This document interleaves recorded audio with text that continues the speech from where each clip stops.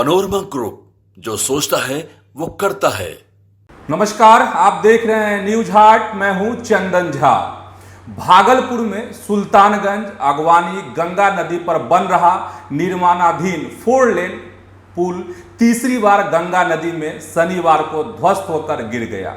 सुल्तानगंज से आगवानी घाट की तरफ से पिलर नंबर 9 और 10 के बीच का हिस्सा गंगा नदी में समा गया। इससे पहले भी 4 जून 2023 को यह पुल जमींदोज हो गया था।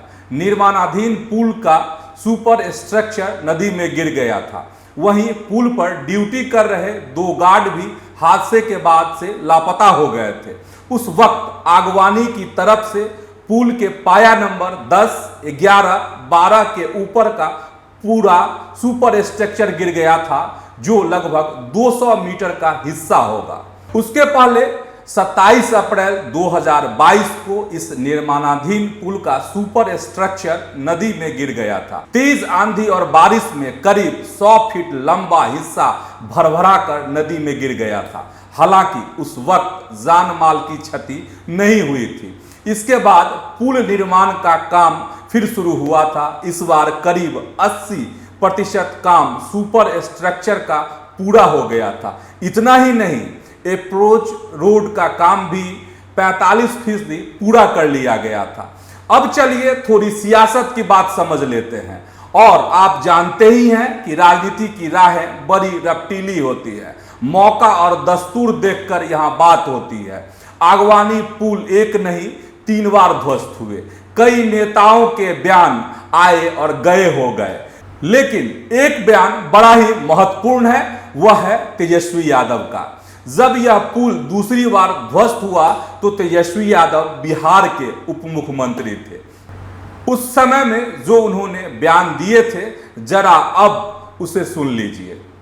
जब पहली बार ये घटना हुई थी, जब हम नेता विरोधी दल थे, तो उस समय जो सेगमेंट जो टूटा था, उसको लेकर के हम सब लोग आशंका में थे, शक में थे कि भाई इसकी पूरी तरीके से, चाहे स्पैन हो, स्ट्रक्चरल हो, सारे सेगमेंट्स की जो है हम लोग जांच करा लें। उसके बाद जो हम लोग कोई कदम उठाएं। हमने नवंबर में रिव्यू मीटिंग भी की थी पथ निर्माण विभाग की, जिसमें हम सब लोगों ने निर्देश दिया था कि इसकी जांच होनी चाहिए। सारे संस्थानों को हम लोगों ने अप्रोच किया और आईआईटी रुड़की को हम लोगों ने खास तौर पे माना कि इसका जो रिपोर्ट होगा उस आधार पे हम लोग काम करेंगे। आईआईटी रुड़की का ये रिपोर्ट है, पियर नंबर 5 आगवानी घाट सुल्तानगंज ब्रिज को लेकर के। इसमें साफ साफ इस रिपोर्ट में अगर हम पढ़ें तो हम आपको बता दें, on the 30th of April 2022 during a reported thunderstorm and under windy condition, यानी आंधी तूफान के कारण जो है वो गिरा, और IIT Roorkee was approach to investigate the incident to try to come up with technical reason for this incident। और इसमें ये महत्वपूर्ण है कि to review the entire design, इसको आप समझ जाइए कि आईआईटी रुड़की कह रहा है to review the entire design to understand the forces and stresses on all components of the final system, and during construction stages this would be a thorough design check of all documents to ensure due diligence has been done in this area। यानी इस report के आधार पर बाकी का जो आपका structural जो design था, खासतौर पे जितने सेगमेंट थे, सबको हमारे डिपार्टमेंट ने तोड़ा। और हमने यहाँ जवाब में भी 2 बार, आप देखिएगा विधानसभा के जवाब में भी बोला कि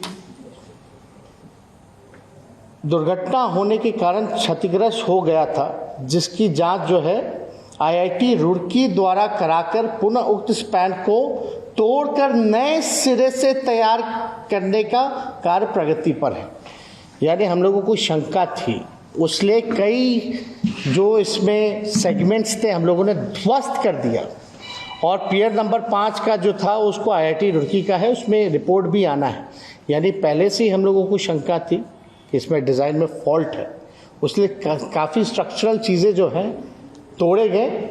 और हम लोगों का निर्णय था कि पूरी तरीके से तोड़ करके, क्योंकि बार बार कंप्लेन आ रहा था, माननीय सदस्यों ने दोनों बार जो है इस बात को दोनों सदस्यों ने विधानसभा में उठाया था। तो अब हम लोग निर्णय पे ले कि भाई नहीं, इसको पूरी तरीके से तोड़वा करके, क्योंकि कोई रिस्क नहीं लेना है, इसलिए पूरी तरीके से तोड़वा करके पुनः सिरे से हम लोग जो है कार्य को प्रारंभ करेंगे। अच्छा, आपने उस बयान को तो सुन लिया, अब जरा सत्ता में नहीं है तेजस्वी यादव तो क्या कह रहे हैं वह भी सुन लीजिए। पहली बार जब गिरा था तो ये निर्णय हुआ था कि तोड़ के इसको बनाया जाए। कोर्ट का मसला था, कोर्ट में ये मामला जाने के बाद ये तय हुआ कि शायद जो कंपनी है वो अपने खर्च पे ही जो है पूरा जो है ये दोबारा बनाएगी। लेकिन अगर ये तीसरी बार ये गिरा है, कहीं ना कहीं से जो है का हर एक चीज जो है कमेटी बनी हुई है जांच के लिए। जब हम बने हुए थे समय कमेटी हम लोगों ने बनाया था और उस कमेटी के आधार पर जो रिपोर्ट आने थे उस हिसाब से एक्शन लेना था। अब देखना पड़ेगा कि उस कमेटी का क्या रिपोर्ट है, क्योंकि उसके बाद तो हमारी सत्ता चली गई, हम रहे नहीं। जो कमेटी का जो रिपोर्ट है जब तक वो देख नहीं लेते तब तक इस पे जो है कुछ कहा नहीं जाता। लेकिन फिर भी आप देखिएगा, चाहे पुल हो, पुलिया हो या मेगा पुल हो, लगातार नीतीश कुमार जी के राज में जो है ये गिरता रहा है। एक आध मामला नहीं है, लगातार ऐसे मामले आ गए। तो अगर जो भी दोषी है, हम तो साफ तौर पे कहते हैं, जो भी दोषी है उसको सख्त से सख्त जो है कार्रवाई होनी चाहिए। लेकिन इसमें वो रिपोर्ट जो है वो महत्वपूर्ण रिपोर्ट है। पहली बार भी गिरा था तो एक रिपोर्ट बनी थी, दूसरी बार जब हमारे समय में ये फैसला हुआ था कि उसकी रिव्यू मीटिंग भी हमने ली थी और ये निर्णय हुआ था कि तोड़वा करके फिर से जो है इसका डिजाइन वगैरह का हम लोग करेंगे। तो ये कर रहे थे, लेकिन कोर्ट में मामला चला गया था, लेकिन कोर्ट का जो निर्णय था उस सबने उसको पालन किया। लेकिन अब ये तीसरी बार गिरा है, अब ऐसा लग रहा है कि ये पता नहीं पुल जो है कब तक बनेगा। ये अब किसी को जो है विश्वास नहीं होता कि ये पुल बनेगा भी कि नहीं बनेगा। तो इसके जो भी डिजाइनिंग स्ट्रक्चर जो भी फॉल्ट है उस रिपोर्ट में आएगा। हम लोग भी जो है सरकार के अधीन मंत्री के पास, हो सकता है कि हम तो हट गए, हो सकता है रिपोर्ट आया होगा, लेकिन हमारे जहाँ तक जानकारी में हमको नहीं लगता कि जो मंत्री बने हैं वो अभी तक इस पुल को लेके कोई समीक्षा बैठक भी की है कि नहीं।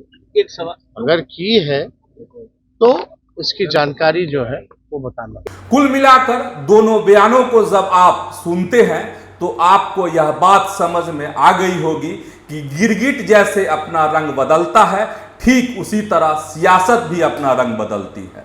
आपको बता दें कि भागलपुर सुल्तानगंज अगवानी पुल उत्तर और दक्षिण बिहार को जोड़ने वाली बिहार सरकार की महत्वाकांक्षी परियोजना है। इस परियोजना का आरंभिक मूल्यांकन 1710.77 करोड़ रुपए किया गया था। मुख्यमंत्री नीतीश कुमार ने 23 फरवरी 2014 को इसका शिलान्यास किया था। इस पुल और सड़क निर्माण से NH 31 और NH 80 आपस में जुड़ जाएंगे।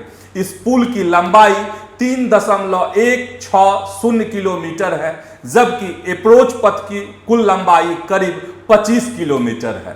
तो फिलहाल इस वीडियो में इतना ही। ऐसे ही आप हमारे साथ जुड़े रहिए और देखते रहिए न्यूज़ हाट। धन्यवाद, नमस्कार।